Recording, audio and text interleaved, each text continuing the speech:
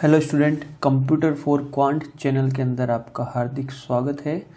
तो हम सोल्व कर रहे हैं 5000 क्वेश्चंस जो कंप्यूटर टीचर एग्ज़ाम के लिए बहुत ज़्यादा हेल्पफुल है।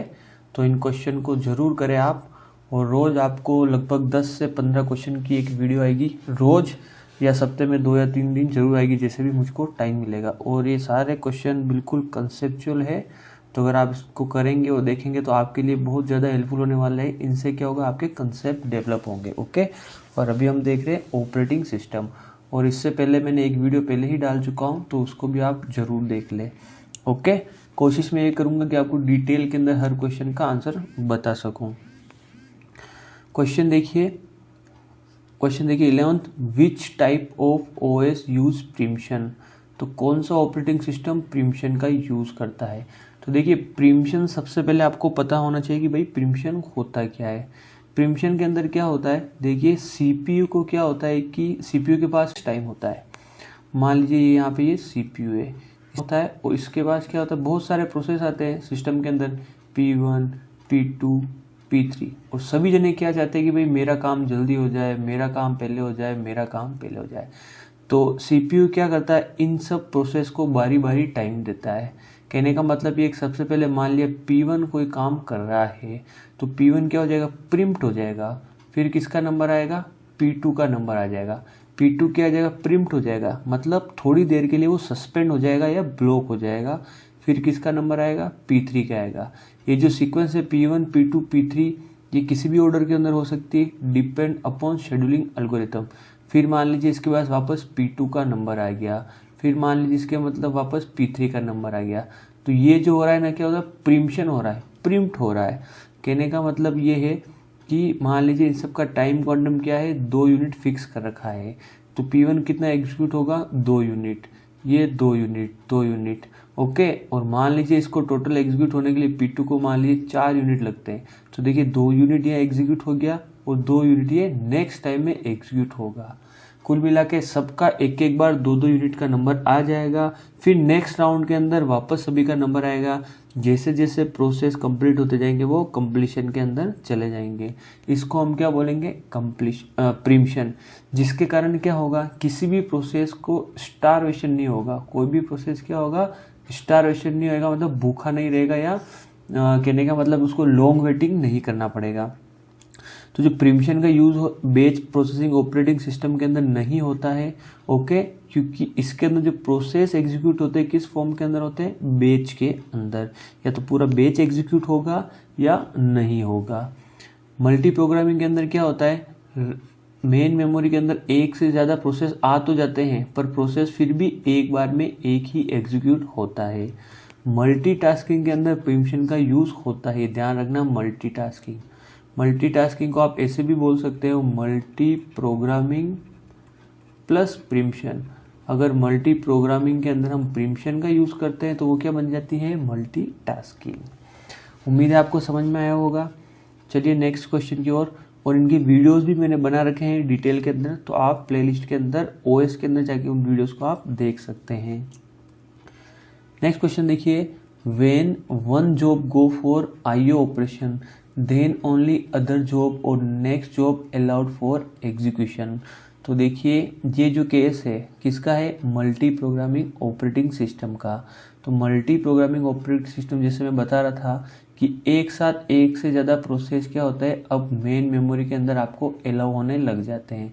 पर क्या होता है, एक बार में एक ही प्रोसेस क्या होता है, एग्जीक्यूट हो सकता है। मान लीजिए ये प्रोसेस कहाँ गया, आईओ रिक्वेस्ट के लिए, इसके पास कोई आईओ रिक्वेस्ट हो गई, तब क्या होता है, P2 का नंबर आता है। ओके, जब P1 आईओ रिक्वेस्ट के लिए गया, मैंने P1 कंप्लीट नहीं हुआ है, आईओ रिक्वेस्ट के लिए गया मतलब टेम्परेरी सस्पेंड हुआ है, तब P2 का नंबर आएगा। फिर मान लीजिए P1 वापस आ गया तो उसका नंबर आएगा, फिर P3 का। तो यही कह रहा है कि when one job go for IO operation, देखिए आईओ के लिए गया है, देन ओनली अदर जॉब और next job allow for execution, तभी दूसरे को क्या होगा, एग्जीक्यूशन के लिए अलाउ होगा। तो इसका जो आंसर है बेच प्रोसेसिंग नहीं है, मल्टी प्रोग्रामिंग इसका करेक्ट आंसर है। ओके, सी नहीं है, दोनों नहीं है, और नन ऑफ द अबव भी नहीं है। नेक्स्ट क्वेश्चन देखिए 13, स्टारवेशन और लॉन्ग वेटिंग नॉट इन, ये दोनों चीज़ें किसके अंदर नहीं होती है? तो मैंने अभी आपको बताया था बेच प्रोसेसिंग ऑपरेटिंग सिस्टम के अंदर स्टारवेशन होता है और मल्टी प्रोग्रामिंग के अंदर भी स्टारवेशन होता है। क्यों? मल्टी प्रोसेसिंग के अंदर क्या होगा, जब तक P1 एग्जीक्यूट नहीं होगा तब तक P2 एग्जीक्यूट नहीं हो सकता, जब तक P2 एग्जीक्यूट नहीं होगा तब तक P3 एग्जीक्यूट नहीं हो सकता। ओके, तो बेच के अंदर स्टारवेशन होता है तो ये हमारा आंसर नहीं हो सकता। मल्टी प्रोग्रामिंग के अंदर स्टारवेशन होता है तो ये हमारा आंसर नहीं हो सकता। मल्टीटास्किंग इसका करेक्ट आंसर है। इसके अंदर मैंने अभी आपको बताया था कि प्रीम्पशन का यूज़ होता है तो किसी को भी वेट करने की ज़रूरत नहीं है। एक बार सभी का राउंड हो जाएगा, उसके बाद वापस सेकेंड राउंड आएगा, फिर थर्ड राउंड, फोर्थ राउंड, बारी सबको एक एक बार देख लिया जाएगा। ओके, 14 क्वेश्चन देखिए, load of one system is share to other system. एक सिस्टम का लोड दूसरे सिस्टम के ऊपर शेयर करना। तो देखिए इस केस के अंदर क्या होता है, ये हमारा एक सिस्टम है और इसके अंदर क्या होता है, एक अलग अलग टर्मिनल बना के ओएस को किया जाता है, शेयर किया जाता है। ओके, इसको हम क्या बोलते हैं, distributed operating system concept. Distributed operating system, इसके अंदर क्या होता है, मान लीजिए यहाँ पर रिसोर्स अवेलेबल है 4 और आपके पास प्रोसेस अवेलेबल है 6। तो देखिए यहाँ पे सिस्टम का लोड बढ़ गया क्योंकि एक बार में ये 4 को ही एलोकेट कर सकता है। तो ये क्या करता है कि 4 रिसोर्स तो इसे एलोकेट कर देता है, बाकी जो 2 बचे प्रोसेस उनको क्या करता है, दूसरे जो टर्मिनल्स है इनको हम क्या बोलते हैं, ये जो है क्या बोलते हैं, टर्मिनल्स, इनको क्या करता है, शेयर कर देता है। तो इसको क्या बोलते हैं हम, लोड शेयरिंग। इसने क्या कर दिया, अपना जो लोड था वो दूसरे के साथ शेयर कर दिया। तो ये जो कंसेप्ट होता है किसके अंदर होता है, डिस्ट्रीब्यूटेड ऑपरेटिंग सिस्टम के अंदर। तो मल्टी प्रोग्रामिंग ऑपरेटिंग सिस्टम के अंदर नहीं, मल्टी प्रोसेसिंग के अंदर नहीं, डिस्ट्रीब्यूटेड ऑपरेटिंग सिस्टम के अंदर ये होता है। और एक तरीके से आप मल्टी प्रोसेसिंग के अंदर भी कह ही सकते हो, पर अगर ओवरऑल देखे जाए तो आपको इसके अंदर ऐसा डिस्ट्रीब्यूटेड ज़्यादा सही आंसर है इसका। ओके, 15th क्वेश्चन देखिए, more than one core exist. यहाँ पे more than one core exist मतलब more than one process. Okay, more than one processor, sorry, या मोर देन वन सीपीयू भी बोल सकते हो आप एक तरीके से। तो इसका तो सीधा आंसर है, मल्टी प्रोसेसिंग के अंदर क्या होता है, एक से ज़्यादा कोर होती है। जैसे आपने सुन रखा है ये ड्यूल कोर मतलब 2 कोर, या कोर टू डीओ, या i3 के अंदर भी 2 कोर होती है, या i5 के अंदर 4, i7 के अंदर 6 से 8, i9 के अंदर 8।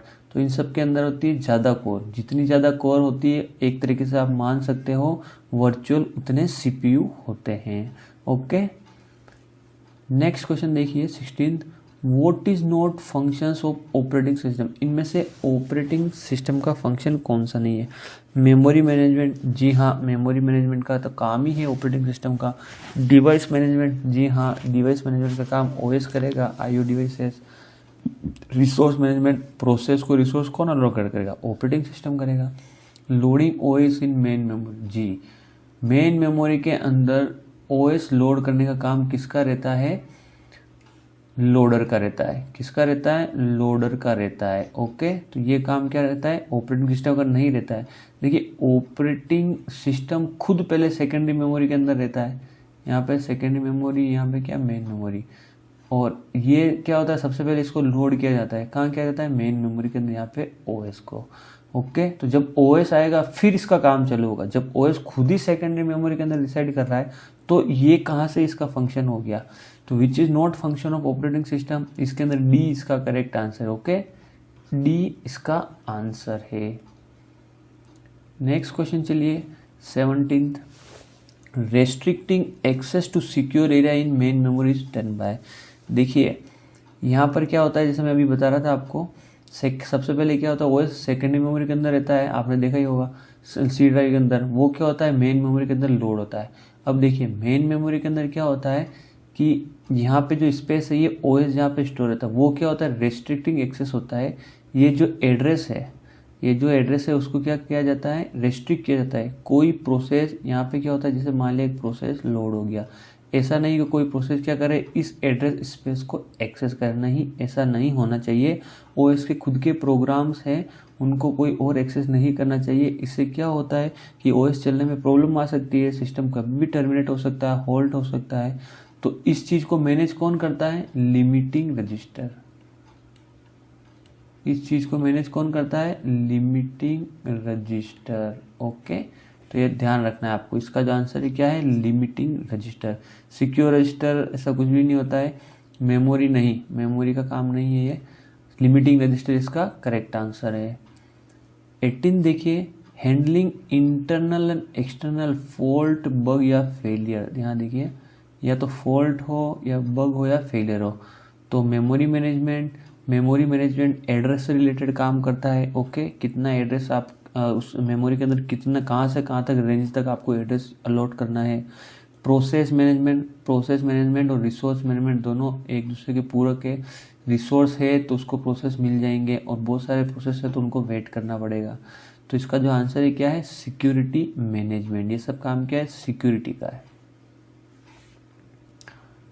चलिए अब हम देखें, distributed operating system is based on work, based on user interface, based on use, none of the above. तो डायरेक्ट सीधा क्वेश्चन है। ओएस को क्या है कि अलग अलग किताबों के अंदर अलग अलग तरीके से कैटेगराइज कर रखा है। तो देखिए, ओएस को सबसे पहले वर्क के आधार पे डिस्ट्रीब्यूट कर रखा है, और वर्क के बेस पे ओएस सबसे पहला है बैच प्रोसेसिंग ऑपरेटिंग सिस्टम। उसके बाद हमारा है multi programming. Okay, multi programming operating system. इसके बाद है हमारा मल्टीटास्किंग। इसके बाद हमारा हो जाएगा मल्टी प्रोसेसिंग, और इसके बाद हमारा क्या हो जाएगा? Real time operating system. जो दो टाइप के हैं, एक hard real time operating system, एक soft real time operating system, और एक और है डिस्ट्रीब्यूटेड ऑपरेटिंग। ऐसे तो बहुत सारे प्रकार के हैं, पर मेन जो क्वेश्चन पूछे जाते हैं उसके अकॉर्डिंग मैं आपको बता रहा हूँ। फिर देखिए, इंटरफेस के आधार पर ऑपरेटिंग सिस्टम दो तरह के बता रखे हैं, कमांड लाइन यूज़र इंटरफेस और graphical user interface. Command line जो कमांड प्रॉम्प्ट का यूज़ करता है, और ग्राफिकल जो हम अभी यूज़ कर रहे हैं। फिर थर्ड वाला यूज़र बेस के आधार पर। यूज़र वाले दो तरह के हैं, single user based operating system और multiple user based operating system. तो हमें पूछा है डिस्ट्रीब्यूटेड ऑपरेटिंग सिस्टम किसका टाइप है। यहाँ देखिए, distributed operating system work, based on work, yes. Based on user interface नहीं, इसके CUI GUI है, और बेस्ड ऑन यूज़, यहाँ पे यूज़र है, सिंगल यूज़र और मल्टीपल यूज़र ये है। इसका आंसर है ए, करेक्ट आंसर है।